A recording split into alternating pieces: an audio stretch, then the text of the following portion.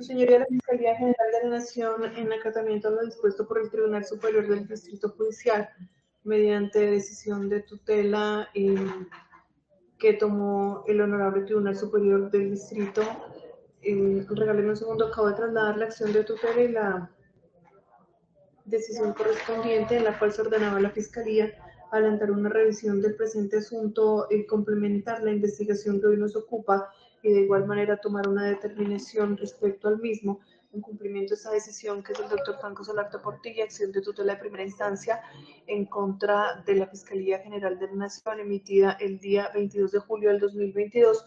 Procede el despacho, su señoría, a adelantar un estudio del presente asunto y de los elementos materiales probatorios y la información legalmente obtenida que se ha recolectado en el presente caso, conceptuando que a juicio la suscrita en el momento es imposible desvirtuar la presunción de inocencia que cobija a los procesados.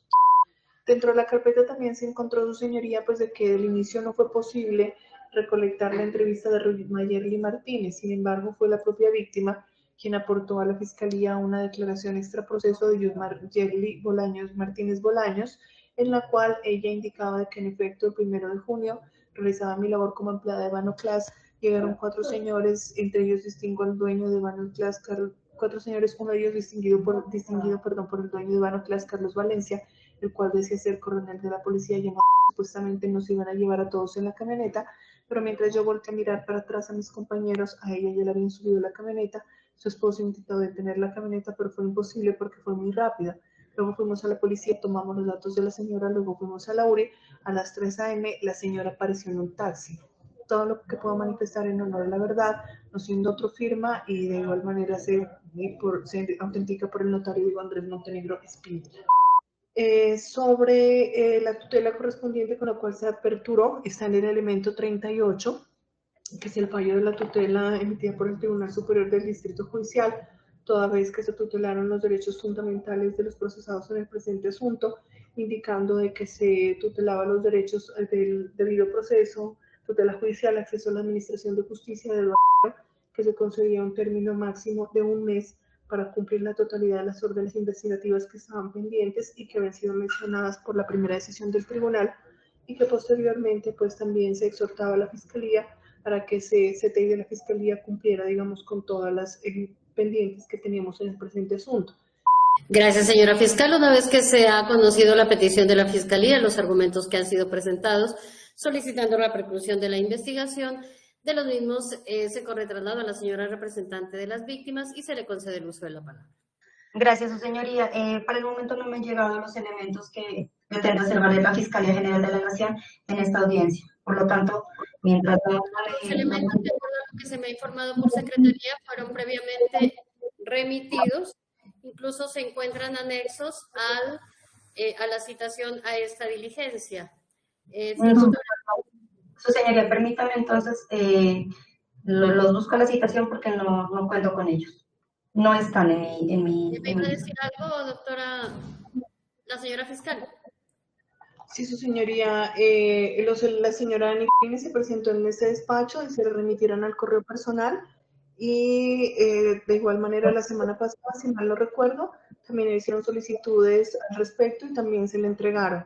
El día en que se entregaron a la judicatura, cuando se erradicaron los elementos materiales probatorios, que fue el último día hábil, antes de salir a vacaciones, se enviaron con copia al correo de la víctima, dado que hasta ese momento no conocíamos quién le iba a apoderar, y la doctora Becerra tampoco necesitaba apoderar este despacho, pero a la víctima se le entregó el correo personal de ella el día hábil en el mes de diciembre, su señorita. Por Secretaría, de igual manera, se está verificando que dichos elementos, al igual que a las demás partes e intervinientes, hayan sido remitidos por este despacho. Voy a conceder el uso de la palabra al doctor Álvaro para que, quien funge como secretario de esta audiencia, para que dé el informe correspondiente. Doctora Nubia, me permito manifestar bajo gravedad de juramento que desde el día 19 de diciembre, exactamente a las 15:58 se remitió no solo el link de la audiencia, sino también un link contentivo de la carpeta con 50 archivos PDF, pese a que la numeración de fiscalía está, digamos, equivocada, pero tiene 50 archivos PDF y entre esos correos está el de la doctora Viviana Becerra. Gracias, Sí, doctora Viviana. Le ruego, por favor, verificar, como quiera que todo el tiempo suficiente, para revisar señoría. los elementos materiales probatorios. Sí, señoría. Sí, el doctor Álvarez tiene toda la razón. Efectivamente, se me remitieron los elementos materiales probatorios. Efectivamente, la Fiscalía está en desacuerdo con la numeración que le han dado, pero pues eso es un error que no es tampoco muy grave. Bueno, su señoría, teniendo en cuenta los elementos materiales probatorios y toda la argumentación realizada por parte de la Fiscalía General de la Nación en esta audiencia para solicitar preclusión de los aquí indiciados, su señoría, la representación de víctimas se opone totalmente a la preclusión de la misma. Debemos tener en cuenta, su señoría, que los dos derechos principales de las víctimas, que son a la verdad y a la justicia.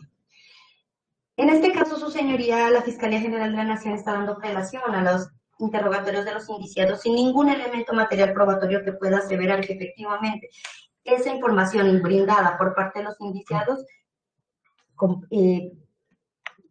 obedezca a la verdad de los hechos sucedidos. Debemos tener en cuenta que todos y cada uno de ellos, efectivamente, el ejercicio de su derecho de defensa y el ejercicio de salvaguardar su libertad y salvaguardar sus intereses, pues rindieron unos interrogatorios totalmente contrarios a la verdad, los cuales, su señoría, han sido opuestos a lo esbozado no solamente por mi cliente como víctima del reato, sino por todos y cada uno de los testigos de este suceso. Debemos tener en cuenta que sí existe el testimonio de todos los testigos pertenecientes a los testigos los testigos presenciales cuando la señora Jackie fue subida de manera abrupta a esa camioneta en una circunstancia de indefensión. ¿Por qué, su señoría, por qué no paró la camioneta cuando el señor Carlos Arturo Valencia se puso en medio? ¿Por qué aceleró? ¿Por qué por qué llevarla? ¿Por qué llevarla así? ¿Por qué después de 3 horas aparecer? De eso tampoco han dado fe. Ni tampoco hay fe, su señoría, de que efectivamente ellos estuvieron paseando por la ciudad, cuando ellos, al conocer supuestamente y al haber tenido una relación con 2 de las empleadas, sabían exactamente dónde ellos pernotaban, dónde ellos vivían. Entonces no era necesario 3, 4 o 2 o 3 horas para efectos de dejarla tirada en una parte donde ella cogiera taxi, si supuestamente la idea de ellos era salvaguardarla. ¿Por qué no fue el esposo de la víctima con ellos? ¿Por qué no esperaron que él subiera? Su señoría, no existe verosimilitud de ninguno de los testimonios de ellos dados, y tampoco, su señoría, podemos establecer que no se pueda desvirtuar la presunción de inocencia con los testigos que ya existen dentro del proceso. Ahora, le causa extrañeza a esta apoderada, su señoría, cuando la Fiscalía General de la Nación a veces, con un solo testimonio de una sola víctima, sin corroboración alguna, solicita medidas de aseguramiento intramurales y se van a juicio, su señoría, con hechos de que una sola víctima ni siquiera sin corroborar. En este caso, su señoría, los dichos de la víctima pues están corroborados por parte de los testigos presenciales del hecho. Mas, sin embargo, eso tampoco se tiene en cuenta porque establecen que ha pasado mucho tiempo, que si se acuerdan, que no se acuerdan. Sí, se están acordando y están dando el mismo relato siempre, en todas y cada una de las instancias judiciales. No han hecho, su señoría, ningún cambio a su testimonio. Ahora, han establecido que ha existido una amistad y que por eso la confianza y que por eso ellos la llevaban y que porque les dio pena. Su señoría, es aún peor. Es un secuestro agravado. ¿Por qué no esperaron al esposo? Que la Fiscalía General de la Nación no haya realizado las investigaciones en su momento, no puede, ni la víctima no puede ser perjudicada en ese estado procesal, señoría. Ahora, vamos al secuestro. El secuestro dice, el que con propósitos distintos arrebate, sustraiga, retenga, oculte a una persona, su señoría, la señora estaba en circunstancia de indefensión por el grado de alcoholemia presuntamente. Mas, sin embargo, su señoría, al llegar ella a las instalaciones de la URI, se ha establecido por una de las víctimas que ella estaba prácticamente orinada, estaba llena de fluidos. Esos fluidos, su señoría, y eso lo dice la experiencia, sucede cuando las víctimas o cuando las personas se encuentran sometidas a sustancias que les quitan su conciencia. Vamos, su señoría, a establecer lo que ha dicho la Fiscalía General de la Nación en este asunto, cuando establece que no existe manera de desvirtuar la presunción de inocencia. Y los testimonios, su señoría, y los testimonios de los testigos presenciales, y los videos, no obedecen a la verdad tampoco, no son necesarios. Ahora, cuando hablamos de acceso carnal, el acceso o los actos, el acceso, su señoría, no necesariamente tiene que ser con el miembro viril, no necesariamente deja fluidos. El acceso puede ser con cualquier parte del cuerpo, lo ha dicho la Corte en innumerables sentencias, con cualquier parte del cuerpo, con la mano, con un dedo, con lo que sea, con un objeto. Cualquier cosa que introduzcan en el cuerpo de una persona diferente es un acceso. Y si está en sus genitales o en cualquier parte de su cuerpo, pues es un acceso carnal violento. Que no hay fluidos y que salieron las pruebas negativas, eso no quiere decir que efectivamente no existe un acceso. Entonces, su señoría, si no son estos elementos materiales probatorios tenidos en cuenta por la Fiscalía General de la Nación para efectos de continuar con la investigación, entonces, ¿qué es lo que más? ¿Qué necesitan? ¿Que ella haya aparecido muerta? ¿O que hayan tenido que llevarla a un psiquiátrico por la cantidad de droga, presuntamente, o de sustancia suministrada, presuntamente, porque a ciencia cierta no se sabe qué sustancia ella consumió? Ahora, vamos a hablar con los derechos de las mujeres y de las víctimas ahora. Los derechos de las mujeres y las víctimas en este momento, su señoría, están sumamente protegidos y la Fiscalía General de la Nación en este momento no encuentra, su señoría, asentamiento legal que pueda establecer que efectivamente ese hecho no sucedió y que no es capaz de desvirtuar la presunción de inocencia. No encuentro, su señoría, dentro de todos los elementos que envió la Fiscalía, lo único que encuentro, su señoría, son los interrogatorios de los 4 indiciados. Y a eso le dan asentamiento legal. Mas, sin embargo, este asentamiento legal que le da la Fiscalía General de la Nación dentro de esto, para efectos de pedir la preclusión, pues, su señoría, tampoco tiene corroboración. No existe solamente lo que dicen los indiciados. Eso es un mecanismo de defensa muy aplaudible. Y el derecho de la víctima y los hechos quedan en el olvido. Los testimonios dicen que los testigos jamás se presentaron, que se presentaban una vez. Aquí están 2 testigos presentes en esta audiencia que pueden corroborar en este momento, su señoría, los hechos que se están llevando a cabo, los hechos por los que se están investigando. Que la señora Mayerly no se presentó, hay una declaración de la señora Mayerly. Hay 3 declaraciones de la señora Mayerly, donde establece que efectivamente ella fue raptada y subida a esa camioneta y arrancó y se fueron con destino desconocido. Eso tiene asentamiento jurídico. Lo que no tiene asentamiento jurídico es la solicitud incoada por parte de la Fiscalía, que no pueden desvirtuar la presunción de inocencia existiendo testigos del hecho, existiendo una víctima, existiendo lesiones, existiendo señales de fuerza, de violencia, de que fue violentada. La señora estaba la ropa vuelta a nada, la señora tenía sus uñas con rasgos de violencia, con rastros de violencia, su señoría. Y ahora la Fiscalía dice que no, que eso no son pruebas suficientes. Su señoría, son muchos interrogantes que existen para esta defensora de víctimas dentro de este asunto que no han sido investigados y que no han sido corroborados. Efectivamente, como dijo el tribunal en la decisión anterior, faltan muchos elementos materiales probatorios que puedan asegurar y que puedan tener asentamiento jurídico de verdad para efectos de llevar a cabo una preclusión en un delito tan grave. Su señoría, estamos hablando de una mujer, que sea casada, que no sea casada, que tome, que no tome, no. Es una mujer, estaba en circunstancia de indefensión, estaba tomada, y ahí estaba su esposo.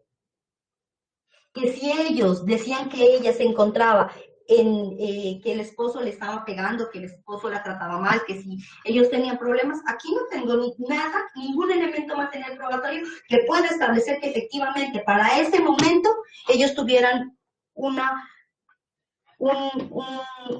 elemento que me pueda decir que sí, efectivamente eso estaba pasando.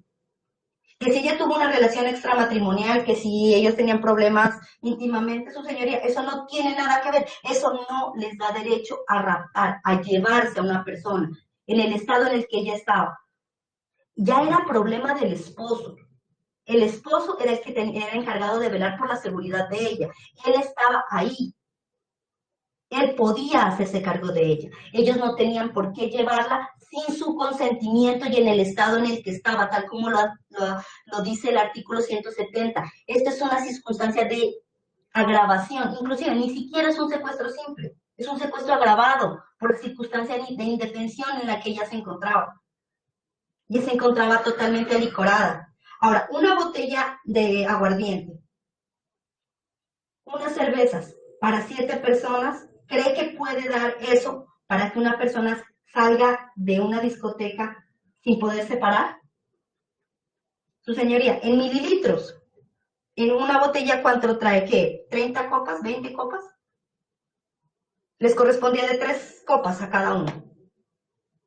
Y eso da para que ella pudiera estar en ese estado y que se la llevaran y que la subieran a la camioneta sin rumbo conocido, porque no existe rumbo conocido. Si ellos no sabían para dónde iba ella, ¿por qué no esperaron al esposo?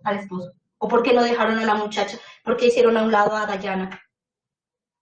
¿Por qué no dejaron subir a Dayana? ¿Cuál era el fin? ¿Cuál era el fin, su señoría? ¿O qué está esperando? ¿Por qué Mayerly? ¿Por qué no dejaron subir también a Mayerly? Mayerly estaba con ella, y ahí lo dice en su declaración. Ella estaba con ella.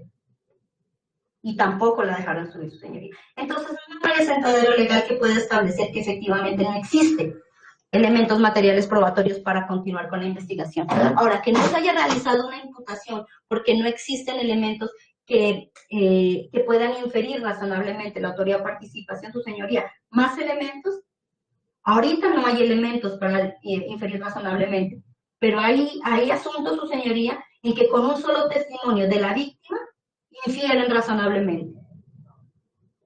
razonablemente y piden medidas de aseguramiento. En este caso hay testimonio de la víctima, 3 testigos más, hay cámaras que pueden corroborar lo que ellos dicen, que no hay cámaras que puedan establecer que efectivamente el señor arrancó, pero existe un testimonio de una persona que dice, yo me coloqué en medio para que no se fuera, y sí se fueron y evadieron, y no les importó echarle la camioneta. Teníamos que esperar a que uno de los testigos esté muerto para establecer que efectivamente, o con lesiones, para establecer que efectivamente hubo esta situación, su señoría. En este caso, su señoría, la apoderada de víctimas, se opone totalmente a la solicitud incoada por parte de la Fiscalía. En su lugar, su señoría, solicito a su despacho se presente, su señoría, se le solicita a la Fiscalía, se presente la imputación legal de cargos, inclusive medidas de aseguramiento. ¿Por qué, su señoría? Esto es un peligro para la víctima y para el proceso. Su señoría, la capacidad de ellos en contra de la capacidad de mi cliente es muy grande. Mire, ¿cuántos años han pasado? 7 años y todavía no se ha realizado una imputación. Y hasta el momento sigue una investigación que tiene todo para una imputación, tiene todo para una inferencia razonable, pero tampoco se ha realizado.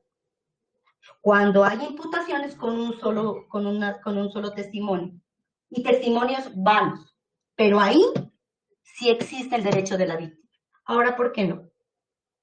Su señoría, en este caso, la apoderada víctima se opone total y rotundamente a la solicitud incoada por la Fiscalía y solicitando se continúe con el proceso en contra de los señores aquí, indiciados dentro del asunto y se solicita a la Fiscalía se imputen inmediatamente los cargos a los mismos. Gracias, su señoría.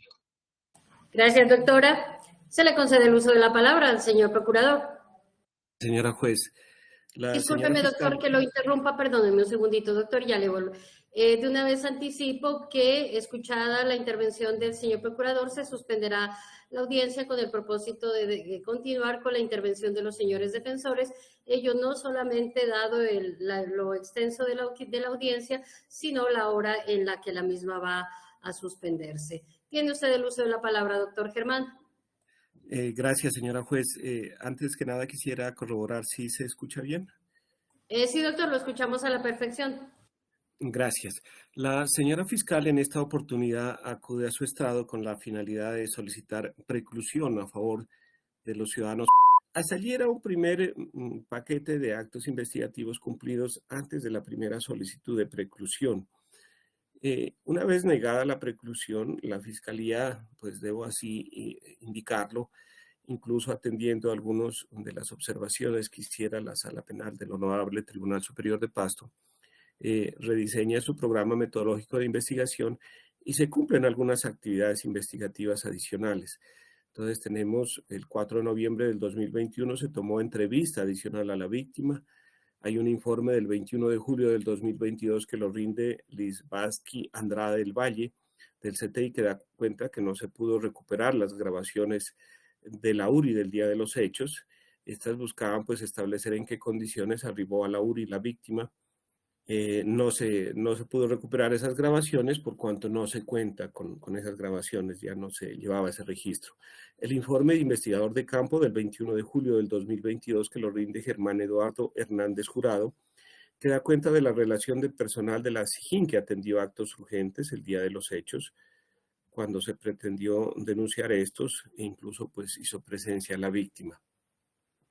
Se precisa que fueron los funcionarios, el intendente Tulcán Criollo Oscar, los patrulleros Arcos Vallejo Gerson, Reática John Carlos, Fajardo Rosero Davy, Cristancho Ángel Dani, Soto Díaz Víctor. Asimismo, el informe de investigador del 8 de agosto del 2022 que lo rinde el funcionario del CTI, Lizbaski Andrade del Valle, que da cuenta del personal de vigilancia privada que estuvo de turno en el centro comercial Valle de Atriz, donde se ubica el bar. En desarrollo pues, de estas actividades investigativas se tomó entrevista a José Edilberto Moncayo Rodríguez, Luis Gonzaga Moncada Cataño y David Steven Villegas Toro. Todos eran personal de vigilancia privada, precisamente asignados al centro comercial Valle de Atriz, donde funcionaba el bar en donde suceden los hechos. Estos trabajadores de la vigilancia privada que cumplieron turno ese día dan cuenta pues de que no se presentó ninguna novedad en el turno que cumplieron y que resulte de relevancia para la investigación. Siendo por allí las 3 de la madrugada, cuando estaba su compañero sentimental formulando la denuncia, arriba a las instalaciones de la URI, no está claro en qué medio, pues si bien alguna de las testigos allí presentes dice que llegó en un taxi, la otra dice que no, es decir, no hay absoluta claridad. Lo cierto es que arribó hasta las instalaciones y entonces se abstuvieron de formular la denuncia. Cuando se negó la primera solicitud de preclusión, la Sala Penal del Tribunal Superior de Pasto refería cómo en relación al delito de secuestro, al menos los elementos objetivos estaban claros para el tribunal desde el punto de vista objetivo, por supuesto, y dejando a salvo la presunción de inocencia. Para el tribunal, esa parte objetiva estaba clara, en tanto, pues, se retuvo a esta ciudadana contra su voluntad, si estaba licorada y se la llevó contra su voluntad, no medió su voluntad. Resultaba, pues, que al menos se actualizaba alguno de los verbos rectores del delito de secuestro simple. El Ministerio Público debe resaltar, y esto en consonancia con parte de lo afirmado por la apoderada de la víctima, aquí hay 2 entrevistas de las 2 empleadas del establecimiento de comercio, Ruth Mayerly Martínez Bolaños y Dayana Alejandra Díaz Erazo.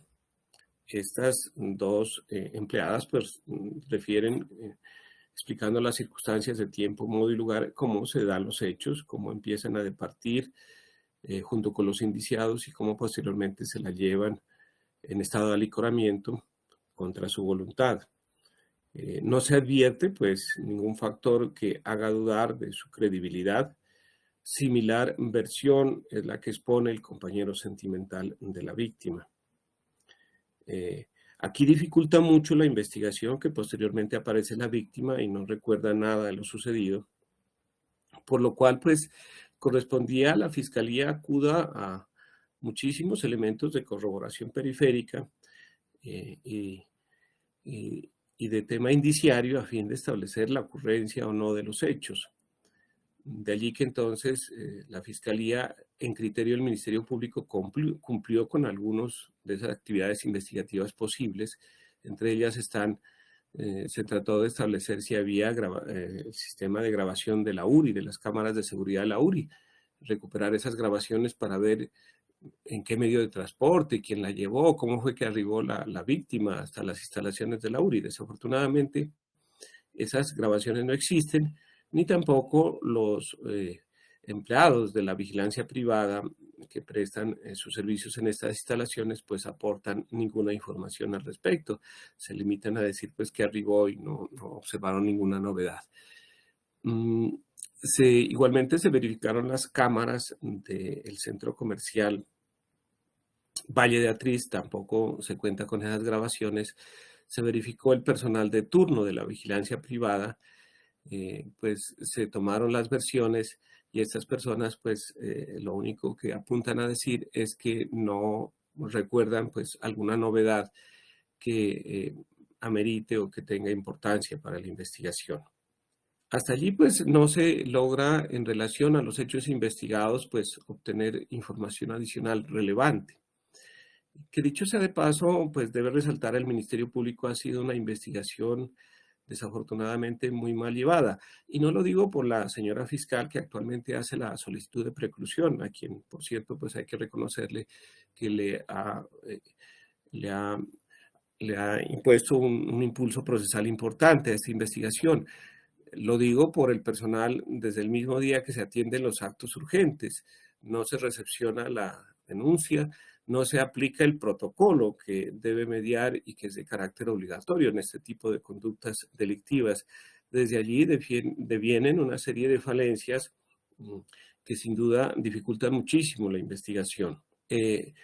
La Fiscalía entonces, retomando el hilo de la idea de que debía ampliar la información, lo hace en criterio del Ministerio Público parcialmente por cuanto agotó el tema de las cámaras de seguridad de la URI, del Centro Comercial Valle de Atriz, agotó el tema del personal de vigilancia. Sin embargo, en criterio del Ministerio Público hay otras actividades investigativas pendientes de cumplir. Entre ellas debo resaltar, por ejemplo, si hay una muestra de frotis vaginal que es apta para cotejo, si la propia víctima en una de las entrevistas dice que su compañero sentimental está dispuesto a someterse a un cotejo de ADN, no sé por qué hasta la fecha, y pese a que incluso el Ministerio Público lo sugirió dentro de las actividades investigativas, nunca se cumplió. Esto permitiría, sea que resulte positivo o negativo, sin duda, pues enrutar una posible hipótesis delictiva. Por ejemplo, se manifiesta por los indiciados que se marcharon hacia el hotel. No encuentro ninguna información relacionada con el hotel que permita pues corroborar los tiempos, por ejemplo, del ingreso y salida del hotel.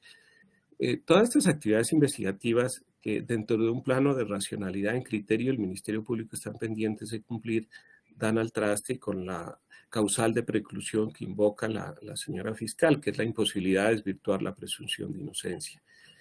Para que esta causal se configure, recuérdese, se debe demostrar en grado de certeza. Esa carga procesal está en cabeza de la Fiscalía. Y para demostrarlo en grado de certeza, pues hay que acreditar que dentro de un marco racional ya no queda nada por investigar, por así decirlo. No queda ninguna actividad investigativa por evacuar o cumplir. Y aquí, en criterio del Ministerio Público, sí hay unas actividades investigativas por evacuar o cumplir. Máxime cuando se trata de una investigación con muchísimas dificultades y que desde el mismo protocolo que dio origen a la denuncia, pues ha sido muy mal llevada. De allí que entonces haya que ser extremadamente meticuloso por parte de la Fiscalía en agotar todas estas posibles actividades investigativas. Siendo así, de conformidad con los precedentes jurisprudenciales, señora juez, pues debo manifestar mi oposición a la solicitud de preclusión que hace la Fiscalía en tanto no se cumplen los presupuestos que permitan dar por demostrado en grado de certeza esta causal. También quiero dejar constancia, y así lo hice desde que el Ministerio Público se pronunció frente a una acción de tutela que propusiera a alguno de los indiciados en este asunto. Por supuesto, la oposición que hace el Ministerio Público no pretende para nada desconocer el derecho que tienen los indiciados a un debido proceso, a que la investigación se tramite dentro de los términos de ley, dentro de un marco de razonabilidad, que no estén sujetos a una investigación por años y que muchas veces estas investigaciones pues causan perjuicios. De allí que entonces hacer pues un llamado respetuoso también a la Fiscalía para el caso en que se niegue esta petición de preclusión, pues se le dé impulso a la misma de tal suerte que se garantice ese debido proceso del que son titulares los indiciados. Por las anteriores razones, señora juez, y de conformidad pues con las consideraciones que me he permitido exponer, en mi calidad de agente del Ministerio Público, pues manifiesto que me opongo a que se decrete la preclusión, salvo pues mejor criterio de su despacho. Muchísimas gracias. Gracias, doctor. Como ya se había indicado y en consideración pues a la hora, la audiencia se suspende y vamos a proceder a fijar la fecha y hora en la cual se dará continuidad a la misma, concediendo el uso de la palabra a cada uno de los señores defensores, pues ello en atención a que ya la hora judicial, digamos, en lo que tiene que ver con la ciudad de Pasto ya ha fenecido, y por otras circunstancias, pues también a partir de las 5 de la tarde está autorizado trabajos dentro del Palacio de Justicia que imposibilitarían incluso la presencia de la suscrita en el mismo. En ese entendido y con el propósito de que todos los señores defensores puedan pronunciarse, vamos a fijar la nueva fecha y hora para dar continuidad a esta diligencia. San Juan de Pasto, hoy 10 de marzo de 2023, siendo las 2:14 de la tarde, se da continuación a la audiencia de preclusión dentro del asunto con número SPOA 520016.485 por el delito de secuestro simple. Se da paso a la doctora Nubia Esmeralda Jaramillo, jueza tercera penal del Circuito de Pasto. Gracias, buenas tardes. En Pasto, en la fecha y hora antes señalada, la suscrita jueza tercera penal, en asocio de su secretaria, se constituyen en audiencia pública con el fin de dar continuidad a la audiencia de petición de preclusión de la investigación en el asunto seguido contra los señores. Para efectos de registro, constatamos la presencia de los sujetos procesales por la Fiscalía. Doctora Ana Rosa, ya que se desconectó y me comunico con ella. Doctora Ana Rosa. Doctora Ana Rosa. Ya me estoy comunicando con ella internamente, doctora, para que se vuelva a conectar. Qué pena, me sacó la aplicación, yo me encuentro en sala. Doctora Ana Rosa, para que haga su presentación. Gracias, señoría. Buenas tardes a su señoría y a los demás presentes. Por parte de la Fiscalía General de la Nación, concurre Ana Rosa Rebelo Vargas para efecto de notificaciones. Comando Policía Nariño, primer piso, calle 20 con carrera 27 esquina, con el correo electrónico ana.rebelo@fiscalía.gov.co. Por parte de apoderado de víctimas, comparece Magda Viviana Becerra Guevara de notas civiles y profesionales ya conocidas de autos y audios que anteceden en representación de la víctima, señora. Buenas tardes, señora juez. Un cordial saludo para todos los presentes en la audiencia. Acude Germán Trejo, procurador 143 penal de Pasto. Actúo en calidad de agente especial en este asunto. Muchas gracias. Gracias, doctor. Los señores defensores. Doctor Gabriel. Doctor Gabriel, veo que tiene activado el micrófono, pero no lo podemos escuchar. Doctor Jorge Ricardo, perdón. Gracias, señoría. En calidad de defensor de confianza, comparece Ricardo López Ruano, abogado con tarjeta profesional 59.314 del Consejo Superior de la Judicatura, e identificado con la cédula de ciudadanía de Ipiales. Para efectos de notificación me permite informar que mi oficina queda ubicada en el edificio con casa. Doctor Daniel Negra. Muy buenas tardes, su señoría. Saludo extensivo a los demás participantes de este acto público virtual. Se presenta ante su digno estrado Daniel Giovanni Neira Ríos, Lima, y soy el portador de la tarjeta profesional 256.969 del Honorable Consejo Superior de la Judicatura, representando los intereses del señor en calidad de defensa contractual. A efectos de notificaciones, mi dirección electrónica continúa siendo daniel.neira.rios@gmail.com y mi domicilio profesional continúa siendo la carrera quinta número 699, Barrio Centro, instalaciones del Instituto Tectol, en el municipio de Rovira, Tolima. Gracias, doctor. Doctor Gabriel. Ya me pongo con el doctor Gabriel. Doctor Gabriel, ¿me escucha? No tenía mucho audio. ¿Sí me escuchan allí? Listo, ya lo escuchamos. Gracias. Muy buenas tardes al despacho, a la señora jueza, al señor procurador, a la señora fiscal, a la bancada defensiva, a los señores procesados, a quien comparece en representación de la víctima y al staff de su despacho. Como defensor contractual del señor Dairés, comparece Gabriel Francisco Pérez Castillo, identificado con cédula de ciudadanía en Pasto, tarjeta profesional 151-972. Muy gentil, su señoría. Gracias. Una vez que se ha verificado la presencia de los sujetos procesales y demás intervinientes, y como quiera que al inicio de la diligencia de solicitud de preclusión de la investigación se había concedido ya el uso de la palabra a la señora fiscal con el propósito de que presentara las argumentaciones frente a la causal que sería deprecada, al igual que diera cuenta de los elementos materiales probatorios que la sustentaban. Asimismo, se concedió el uso de la palabra a la representación de la víctima. Corresponde entonces conceder el uso de la palabra a los señores defensores para que se manifiesten frente a la petición de preclusión que fuera elevada por la señora fiscal. Doctor Daniel. Gracias, su señoría. Debo indicar que coadyuvo la petición de la Fiscalía, actuando en representación del señor. Y ello no solo porque es algo benéfico para mi poderdante, sino que también es algo benéfico para la Administración de Justicia, que no puede seguir recargándose con casos sin soporte probatorio serio que permitan llevar a alguien a un juicio oral. Si bien es cierto, la Fiscalía por mandato constitucional está obligada a investigar los hechos que pueden constituir delitos, una cosa es estar obligada a investigar y otra cosa muy diferente es estar obligada a vincular a las malas contra sus propios criterios y su propia autonomía a personas como mi cliente, a casos que luego de ser analizados resultaría perdiendo en algo estrafalario por sentar gente en el banquillo de los acusados sin tener la solidez probatoria para sacar avante un caso. Y este análisis o esta primera parte de la intervención no es producto de la subjetividad ni algo estrechamente ligado a mi rol, sino que, como aquí se ha expuesto, pues hay unos medios de conocimientos posibles de recaudar y pues justamente al hablarse de un delito sexual, pues se acudió a la prueba que normalmente permite dilucidar lo ocurrido, que sería la prueba científica. Y el resultado de esa prueba científica respaldó la inocencia de mi poderdante, quien justamente, consciente de que no cometió delito alguno, pues accedió de manera voluntaria a que se le practicaran pruebas de ADN sin necesidad de que fuese un juez control de garantías el que tuviera que emitir una orden sobre ese tópico. Se aplicó aquel adagio popular de que el que nada de nada teme.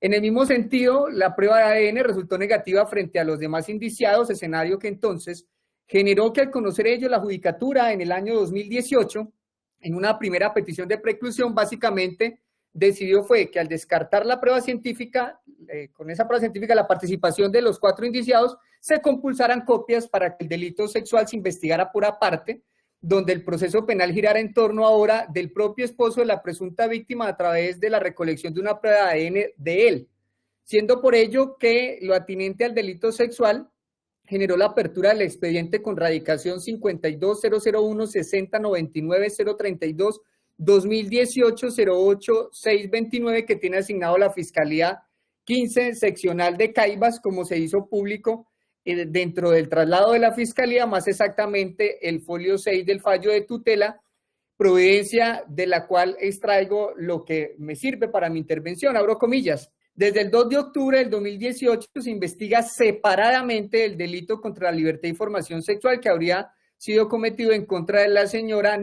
Ese despacho fiscal explicó que la asignación obedeció a la compulsa de copias resultante del tribunal, en tanto que se hace necesario indagar sobre las muestras biológicas de las cuales hay presencia de espermatozoides y sobre las que resultaron negativas para los indiciados del asunto primigenio el 2014-05004. La entidad persecutora de este asunto reseñó que allí no se tiene indiciado al accionante y que la entidad se encuentra tratando de cotejar si las muestras biológicas recogidas en la víctima corresponden a su pareja sentimental, con quien, según la narración de los hechos expresados por la víctima, habría sostenido relaciones sexuales consentidas después de los hechos investigados. Más, pese a los llamados a la víctima y a su esposo, no se ha logrado su comparecencia, cierro comillas. Es de anotar, señora juez del circuito, que cuando la providencia tutelar se refiere en esa exposición a que, abro comillas, allí no se tiene como indiciado al accionante, cierro comillas, el accionante es mi cliente, quien fue la persona que presentó esa acción constitucional en búsqueda de que se resuelva sin dilaciones el caso que hoy nos ocupa aquí, el del radicado del 2014 en garantía del derecho convencional al plazo razonable, que hace parte de la petición que hoy enrostro ante su estrado. Esto para significar, su señoría, que se equivoca el Ministerio Público cuando se opone a la preclusión al señalar erradamente que no se configura la causal que alega la Fiscalía en su petición, porque según la Procuraduría hay unas labores investigativas que todavía se deben desarrollar y cumplir, pero al decir cuáles son, la delimita a solo dos. La primera, que corresponde a la toma de la muestra del esposo de la víctima. Con base en eso se opone a que se cierre este caso. Y pues resulta que eso no hace parte de la línea investigativa de este asunto. Ello no es del resorte de este proceso penal, sino que es un asunto de ese radicado independiente que adelanta la Fiscalía 15 Seccional Caibas, como se puede apreciar en la lectura de los apartes del fallo de tutela. Es decir, que ese examen del esposo de la víctima es una prueba allá en ese proceso 2018-08629 y no de este radicado 2014. Justo por eso fue que se hizo esa compulsa de copias, en tanto que se descartó que el semen de los aquí indiciados pues descarta los espermatozoides de ellos y se debe investigar esa otra persona con una cuerda procesal distinta que no obstaculice la preclusión de este radicado del 2014. En consecuencia, allá en ese radicado diferente es donde es importante la práctica de esa prueba que echa de menos el Ministerio Público y que si se alega como un motivo para no precluir este proceso independiente, pues lo que se va a generar es una dilación que además propicia a la propia víctima y su pareja sentimental, al punto que no lo digo yo, como se leyó textualmente en la providencia constitucional, no se ha podido avanzar en ese proceso Caibas porque se han negado a comparecer al examen. Y la segunda prueba que reclama el Ministerio Público para rogar al despacho que no precluya, pues es lo que invoca que está pendiente por practicar, es lo que sería una realización de verificaciones en el hotel donde se hospedaron los indiciados. En virtud de ello, señora juez, hay que acudir a la sana crítica, en tanto que quienes en algún momento hemos tenido cámaras de seguridad o hemos atendido casos en los que se requiere acudir al testigo silente, sabemos, reglas de la experiencia, que los DVR no guardan información eternamente, sino que su duración es de una semana, 2, o si la capacidad es muy grande, 1 mes. Sinceramente, yo que tuve la oportunidad de ser hasta jefe de telemática en la policía, no conozco que exista un DVR que pueda mostrarnos en el año 2023 los ingresos y salidas de un hotel o de cualquier otro establecimiento en el año 2014, o sea, cerca de 9 años después. Y para mostrar que es absurda esa postura del señor procurador al momento de oponerse, apliqué el sentido común, hice lo elemental para saber si tal vez valía la pena dilatar este proceso acudiendo a esas prácticas probatorias que se sugieren. Y de pronto con esa recolección probatoria el proceso tomará otro rumbo. Pues por eso, como se describe en el mensaje de datos del 26 de enero del 2023 a las 17:59 horas, que denominé Segundo Descubrimiento Probatorio ESPOA 2014-05004, estoy hablando de un correo electrónico que remití al despacho con copia de la Fiscalía a mi cliente, pues allí, con apoyo de la Cámara de Comercio, que además permite consultas de libre acceso, busqué todos los hoteles de Nariño que llevaran en su razón social el nombre Sebastián, encontrando que hay uno que se llama Hotel Sebastián, ubicado en la carrera 22, número 1578, en Pasto, matriculado con el número 45175 el 31 de agosto de 1995 y que tuvo como último año de renovación el 2017. Según el certificado de Cámara de Comercio, se canceló por documento privado y la propietaria era Arteaga Hidalgo Gloria Cecilia. Esto significa que ese hotel pues ya no existe y por lo tanto no hay forma de pedirle información. Sin embargo, con esa misma dirección aparece otro hotel, Sebastián, ello porque dentro de ese nombre del hotel se extrae de los interrogatorios y pensando en que pueden ser alguna equivocación o algún nombre incompleto, por eso se acudió a todos los hoteles que lleven en su razón social Sebastián. Hay otro que funciona en esa misma dirección que se llama Hotel San Sebastián Pasto, es decir, el mismo nombre del anterior, pero le agregan como apellido a la razón social la palabra Pasto. Fue matriculado con el número 172701 el 27 de marzo del 2017, es decir, con posterioridad a la fecha de los hechos, propietaria Yana Elizabeth Cepeda Cerón, pero en esas condiciones, tratándose de un hotel nuevo con una propietaria diferente, pues no aportaría nada al caso, por tanto se sigue descartando esa posibilidad. Los demás hoteles que llevan el nombre son San Sebastián de Linares, ubicado en Linares, Nariño, el de San Sebastián de Samaniego, ubicado en Samaniego, Nariño, es decir, que se descarta que sean esos hoteles a los que refieren los interrogatorios porque no se ubican en Pasto, pero nos queda otro, el último, el Hotel Juan Sebastián, con matrícula 119-224 del 16 de mayo del 2018, está ubicado en la carrera 29, número 2018, barrio Las Cuadras, en Pasto, y pues ahí ese nombre puntual sí es el que se da en el interrogatorio. Allí se hablaba de Juan Sebastián, solo que, pues repito, hice una verificación de si de pronto existía algún nombre parecido, y ese Hotel Juan Sebastián, perdón, pues al ser consultado emite una respuesta que se adjuntó en ese mensaje de datos al que me vengo refiriendo, indicando claramente que no reposan archivos de la fecha de los hechos en materia de investigación. Es decir, que no existen en la actualidad, año 2023, ni registros de cámaras de seguridad, ni tampoco registros de huéspedes por el paso del tiempo. Por ende, no podría negarse una preclusión diciéndose a la judicatura por parte de uno de los intervinientes especiales que es que todavía se puede buscar ese tipo de elementos cuando esos elementos no se van a encontrar jamás. En consecuencia, su señoría, la judicatura en ese año 2018 consideró que no se podía precluir ahí porque debían seguir adelantándose labores investigativas que permitieran determinar si el ingreso al vehículo se trató de algo voluntario en medio de un presunto consumo de licor o si por el contrario fue algo violento que amerite la intervención del derecho penal como última ratio.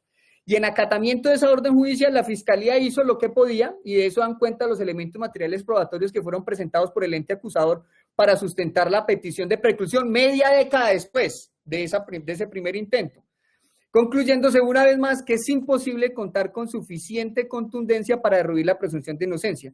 Ello se sustenta porque se acudió también al testigo silente, pero ya no la de los hoteles, que fue la parte que yo hice, sino el testigo silente de los alrededores del bar, donde presuntamente se consumieron los licores, y no logró resultados positivos, en tanto que no hay registros del ingreso al carro, tampoco fue posible determinar siquiera aspectos relacionados con celdas de comunicaciones para determinar ubicaciones. Todos sabemos que las empresas de telefonía celular guardan eso por 2 años.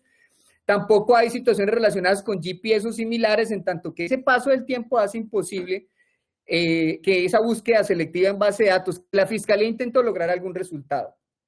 De hecho, en la carpeta fiscal se puede ver que hasta se acudió a otro tipo de fuentes de información, una verificación periférica, al punto que se solicitaron datos que permitieran la ubicación, por ejemplo, del vigilante que estaba de turno en la Fiscalía cuando llega la presunta víctima, la URI, al parecer en un taxi. Pero como puede verse en el elemento identificado con el número 36 de la carpeta, que corrió otro lado de la Fiscalía, pues el investigador de campo revela que no se tienen registros del año 2017 hacia atrás, y estamos hablando de un caso del 2014, lo que hace imposible obtener tan siquiera el nombre de la persona que podría eventualmente ser testigo.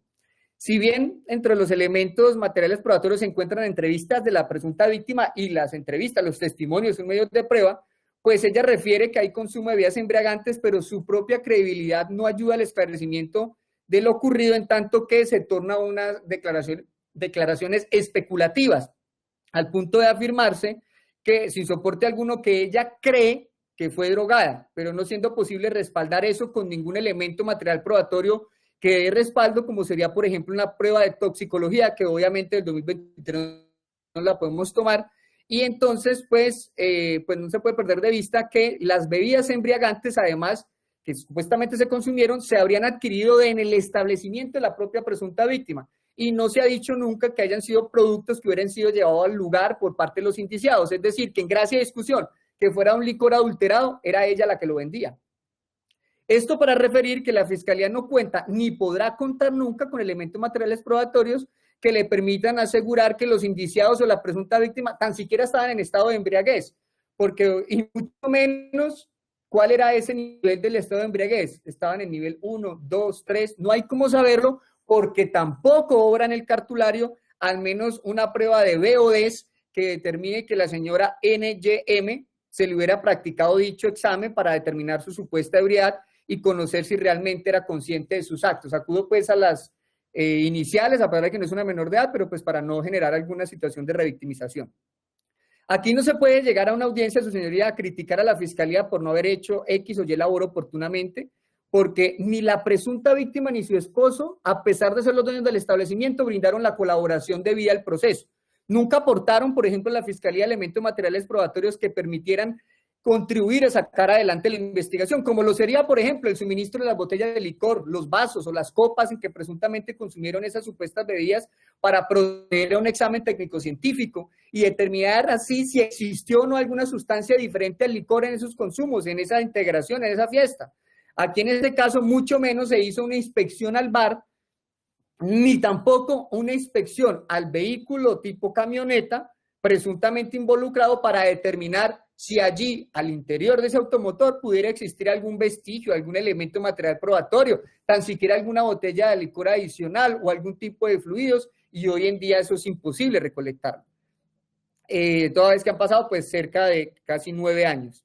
Ahora bien, ni siquiera puede hacerse uso de la prueba testimonial para vincular a los indiciados al caso, porque además de lo que ya dije, pues hay unas situaciones que generan que si la fiscalía intenta llevar a esos testigos a juicio, literalmente hace el ridículo. ¿Por qué? No porque yo lo diga, sino porque de una parte tenemos que la presunta víctima señala no recordar nada, eso lo dicen sus testimonios, pero de otra parte, pues a pesar de hablarse de que estaba en un presunto estado de inconsciencia y de no poderse mover ni por sí sola, curiosamente resulta ello cayendo sobre su propio peso cuando las mismas declaraciones revelan que la presunta víctima estaba hasta en capacidad de contestar su propio teléfono, de pedir una dirección exacta, como era la dirección de la URI, y llegar en taxi sola a la URI, bajarse sola de aquel supuesto vehículo de servicio público, a pesar de que supuestamente sus empleadas del bar, pues no vieron ni siquiera la placa del taxi. No hay un registro fílmico que pueda determinar cómo era al menos el conductor para poder arrimar su testimonio al proceso, para poder preguntarle dónde la recogió, con quién estaba cuando la recogió, o si, por ejemplo, el taxi lo pidió por alguna aplicación, desde qué número, desde qué equipo, no sabemos y no existe forma de determinarlo. ¿Cómo pedirle a la fiscalía, a su señoría, que continúe con un proceso investigativo si las declaraciones aportadas por la víctima, que además, curiosamente, se tomaron ante un mismo notario, un mismo día, un mismo mes y un mismo año, así se ve los elementos que hacen parte de la carpeta, y que en vez de ser favorables a sus intereses como presunta víctima, son perjudiciales para quien las aportó, no solo por penosos copy y pegue que demuestran que fueron previamente diseñadas esas declaraciones que tienen hasta los mismos errores de redacción y ortografía, sino que bastaría comparar, para no irnos a esas minucias, lo dicho por Dayana y por Mayerly, que son dos de las personas que rindieron las declaraciones extrajuicio y hacen parte de los elementos, para determinar que efectivamente son casi calcada la declaración. Pero de manera puntual en el caso de Mayerly Martínez me llama la atención porque Mayerly Martínez en la declaración notarial afirma, abro comillas, fuimos a la policía, tomamos los datos de la señora, luego fuimos a la URI a las 3 a.m., la señora apareció en un taxi, cierro comillas. Sin embargo, cuando logra ser interrogada por la fiscalía, como puede verse en el elemento material probatorio etiquetado como 34.1, se aprecia que la misma ciudadana Mayerly dice que, abro comillas, ella apareció, pero ella dice que no se acuerda de nada. Yo la vi, la verdad, que ella llegó caminando, porque no puedo decir en qué llegó, yo no la miré, cierro comillas. Entonces, ¿al fin qué? ¿La vio aparecer en un taxi, como le dijo al notario? ¿O la vio llegar a pie? ¿O no la vio? Porque son 3 escenarios totalmente diferentes. Entonces, ¿estaba o no estaba ese testigo supuestamente presencial? Y con esa calidad de testimonio, pues es imposible derruir la presunción de inocencia porque en juicio sales capturada esa testigo por falso testimonio. Dentro de ese apoyo, su señoría, a la postura fiscal que se está haciendo con base en elementos materiales probatorios y no con especulaciones, también me voy a referir a los componentes del tipo penal, recordando que se castiga la retención indebida, eso es lo que exige el tipo penal de secuestro simple. Y ello implica que existe una demostración seria de que la presunta víctima permaneció retenida contra su voluntad por un lapso razonable. Y ello no ha ocurrido. Es más, basta ver cómo el informe pericial de clínica forense se lee que la presunta víctima señala, abro comillas, ellos compraron la primera botella y de ahí no me acuerdo más hasta que me desperté en mi apartamento. Entonces, mi esposo me contó que ellos cuando iban a cerrar la discoteca, más o menos a la 1 de la mañana, con engaños a mi esposo, me cargaron y me llevaron en la camioneta. Entonces, él se fue para la URI por secuestro, entonces él me llamó al celular y yo le contesté y luego yo llegué en un taxi, pero no recuerdo lo sucedido, cierro comillas. Con esta manifestación es claro que una cosa es retener a alguien contra su voluntad, a una persona, y otra cosa es diferente llevar a alguien con engaños. Y ese engaño que describen, que supuestamente existió, pues es que le dijeron que los iban a llevar a todos y finalmente le hicieron de Uber, entre comillas, solo a uno de todos los que partían del establecimiento. Ese es el engaño. Eso no es retener a alguien contra voluntad. Pero en la página 174 de uno de los 3 PDF de los que corrí traslado, el primer traslado, el de la primera sesión de audiencia, que vienen de la Procuraduría, se puede ver cómo la misma presunta víctima refiere al procurador, abro comillas, cuando estábamos en la parte externa, dice mi esposo, al igual que mis compañeras, que Mayerly Martínez, al ver que nos iban a llevar, hicieron que me subieran por mi alto estado de incapacidad física que tenía en ese momento. Me subieron a la camioneta, pero manifiesta Mayerly que en cuanto ella me subió a la camioneta, prácticamente arrancaron en ella, cierro comillas. Es decir, que primero dicen que fueron los indiciados los que se la subieron al vehículo, pero ella misma ante el procurador en la investigación disciplinaria afirma que fue Mayerly la que le reconoció que fue ella, es decir, Mayerly quien la subió al carro y no los indiciados, lo que descarta entonces que haya sido sustraída, arrebatada o retenida contra su voluntad, los verbos rectores del secuestro simple. En esa misma diligencia se aprecia, abro comillas, preguntado, ¿qué puede asegurar usted que le ocurrió en el momento en que fue llevada en la camioneta? Contestó, nada porque no recuerdo nada, cierro comillas. Sin embargo, su señoría, como viene a indicarse para hablar de secuestro, debe estar clara la retención contra la voluntad.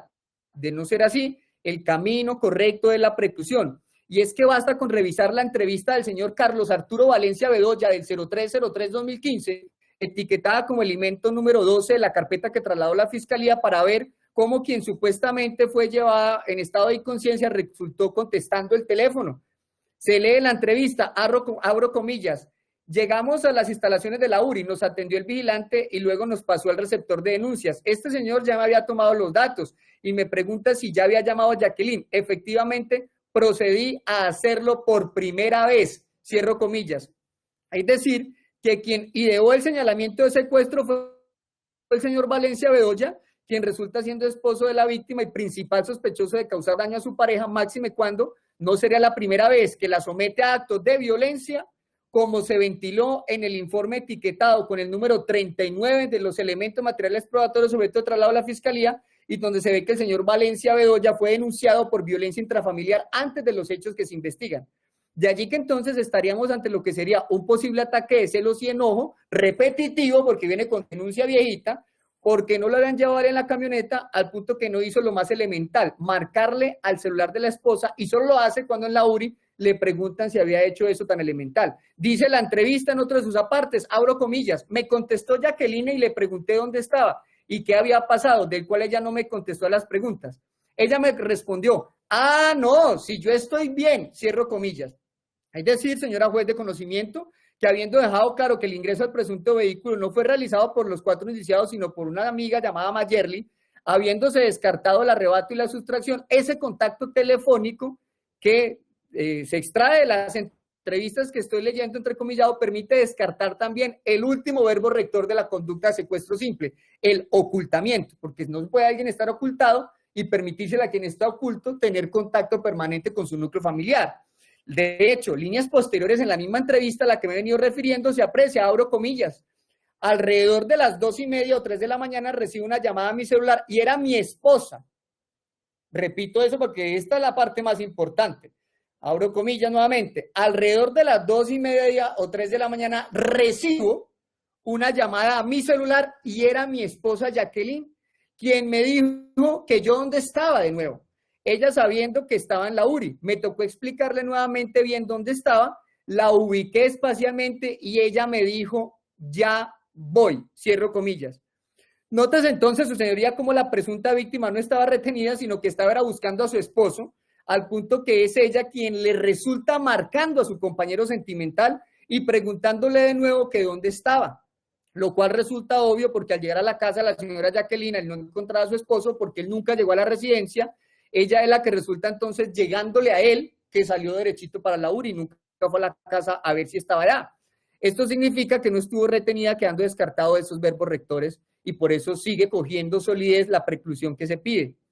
De hecho, quien se ideó el presunto secuestro, el compañero de la presunta víctima, refiere también en la entrevista, abro comillas, minutos después sube uno de la vigilancia privada que me conocía y dijo, don Carlos, su señora ya llegó. Al ver a Jacqueline la encontré, las manos en los bolsillos, tambaleándose de un lado a otro y se reía. No paraba de reírse. De inmediato la abordé y le pregunté qué había pasado, dónde estuvo, qué le hicieron, pero ella no me respondió, solo se reía. Al respecto, pues sobra decir que la risa no puede ser considerada un elemento material probatorio que genere incriminación a los indiciados, que permita atacar la presunción de inocencia, menos cuando esa risa junto con la presunta orinada, que tanto le llamó la atención a la representante de víctimas en su intervención y que según ella expresa que por experiencia sabe que, abro comillas, una persona se orina cuando consume sustancias, cierro comillas, pues ello no tendría relación con los indiciados, sino con lo que se encuentra consignado en los elementos materiales probatorios, en especial el denominado como número 4, denominado antecedente, y allí, perdón, en ese número 4, hay un acápite que se llama antecedentes de consumo, su señoría. En ese antecedentes de consumo de ese informe aparecen 4 casillas, la primera llamada sustancia estupefaciente, la segunda casilla llamada alcohol, la tercera casilla llamada cigarrillo y la cuarta casilla llamada otro. Allí se marcó que la ciudadana presunta víctima pues tiene antecedentes de consumo de sustancia estupefaciente y de alcohol, aspecto que puede resolver ese interrogante el interveniente especial sobre, abro comillas, cuántas copas le toca a cada uno cuando destapan 1 litro de guaro, cierro comillas, eso fue lo que dijo en la intervención, ello lo puede contestar quien tiene los antecedentes de consumo. Si bien se comparte en parte la crítica de la que la Fiscalía debió ser más rápida en su actuar, que fue negligente, que ante la alerta de un posible delito, pues debió actuar de otra manera, pues eso no es algo que se pueda debatir en esta audiencia, porque este expediente no es una investigación contra la fiscal que tuvo el caso inicialmente, ni es una investigación contra los de la URI, ni mucho menos se trata de un proceso contra quienes tenían que adelantar funciones de policía judicial y al parecer no hicieron lo que debían. Censurable eso, claro, son penosas fallas investigativas inocultables, pero frente a esos aspectos puntuales el debate debe ser en otro escenario, en otro radicado procesal y no aquí, porque precisamente por eso es que también se ordenó en su momento una compulsa de copia contra los funcionarios de la URI y es allá en ese otro proceso donde la presunta víctima puede reclamar esos derechos que está intentando reclamar aquí a través de su representante y exponer allá con vehemencia esas falencias y de hecho habría que decir a manera de sugerencia que la decisión de preclusión que se emita aquí se puede convertir en un soporte fundamental que catapultaría allá en ese otro proceso que se materializó una omisión del Estado en una investigación que hizo que feneciera este proceso y ello podría generar hasta acciones de de reparación directa, que es algo que deberá abordar la víctima. Esto que acabo de decir no es algo que yo me invente, esto ya ha sido decantado por la jurisprudencia.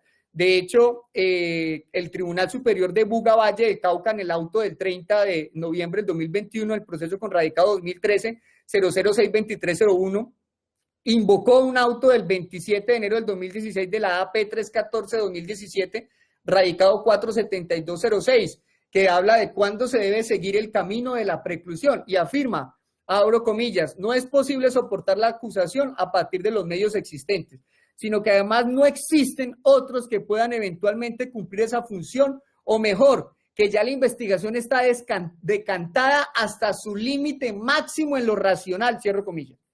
Y es justamente esa misma postura que se tomó allá en ese radicado para precluir la que se invoca aquí para que se generen los mismos efectos, porque la Fiscalía ha interrogado hasta los vigilantes del centro comercial donde se ubica el bar como presunto lugar de los hechos.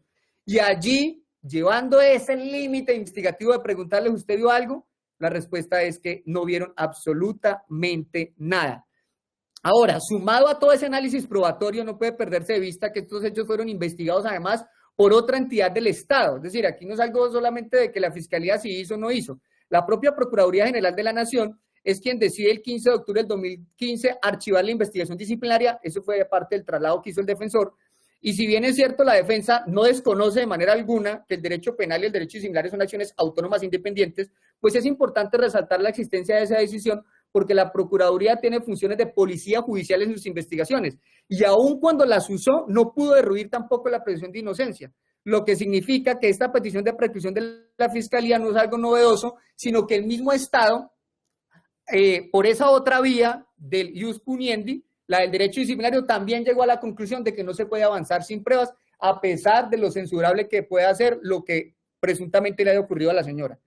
Es así como la defensa entonces va concluyendo, coadyuvando la pretensión del ente acusador, pues no puede hacer carrera aquí posturas como la de la representación de víctimas, según la cual es que en otros casos con un solo testimonio se han hasta pedido medidas de aseguramiento, cierro comillas, porque es que no todos los casos son iguales, menos cuando se pretende arribar conclusiones absurdas como la que una persona que se orina es porque fue sometida a sustancias.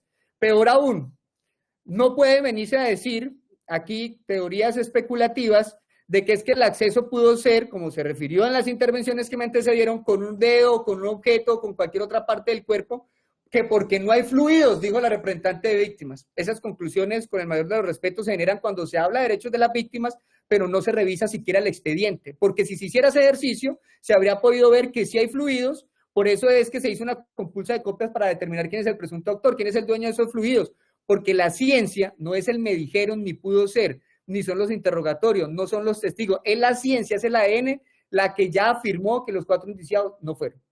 Para finalizar, debo decir que no me va a referir a otros aspectos ilógicos que se pusieron a consideración de la señora juez, como afirmaciones relacionadas con qué requisitos se necesitan por una medida de aseguramiento, porque esto es una audiencia de control de garantías, ni tampoco me va a referir a afirmaciones como la sesión anterior de audiencia donde nos dicen, señora juez, que aquí están conectados los testigos por si usted los quiere poner a declarar. Esto no es un juicio oral. Con el mayor de los respetos, lo que estamos mostrando aquí es un desconocimiento total de la etapa en la que nos encontramos, pero lo que sí me preocupa y que me genera ya la nota de cierre es que su señoría se ventiló en la sesión anterior la siguiente frase: se está a la espera de que aparezca muerto un testigo para que solo así la fiscalía actúe, cierro comillas. Y ante esa situación tan grave no voy a permitir de manera alguna que se ponga en duda la honorabilidad de mi cliente y por eso es necesario no solamente rogar de su digno estrado que se decrete la preclusión en favor de mi defendido con ese análisis de elementos materiales probatorios que he resumido, sino que además ruego que se compulsen copias penales para que con un radicado independiente la representación de víctimas dé cuenta de toda la información que posea sobre esos presuntos planes criminales de asesinar un testigo, de tal suerte que se desligue a mi poder dante de cualquier situación relacionada con ese discurso peligrosista y por demás temerario que desfiló por esta sesión de audiencia. Que aquí, hasta ese día me enteré que hay un testigo que puede aparecer muerto como una manera de presionar al ente acusador para que tome decisiones que favorezcan los intereses de la presunta víctima. Esa es mi petición, señoría, ratificando que le ruego que precluya la investigación porque no existe la más mínima posibilidad de recoger nuevos elementos materiales probatorios que puedan variar la hipótesis de que no se puede derruir la presunción de inocencia, pero además también que se genere una línea investigativa independiente para que se investiguen las presuntas amenazas que habla la representante de víctimas de que pueda aparecer muerto algún testigo. Esa es mi manifestación. Muchas gracias. A usted, doctor, muy amable. Doctor Ricardo. Gracias, señoría. Dentro de la exposición que había preparado se encuentra bastante un análisis de las declaraciones rendidas dentro del proceso correspondiente. Pero ya que el ilustre colega, el doctor Daniel Neira, ha hecho un recuento minucioso sobre las mismas, voy a plegarme a dicho estudio, a dicho análisis, ya que comparto de lleno su punto de vista y su imparcial, digamos, a pesar de que hace parte de la defensa, imparcial forma de análisis de esas declaraciones. Desde el curso 90 de los oficiales, donde aprendió con casos reales, y su gran escuela, la policía, cómo ejercer hoy la abogacía.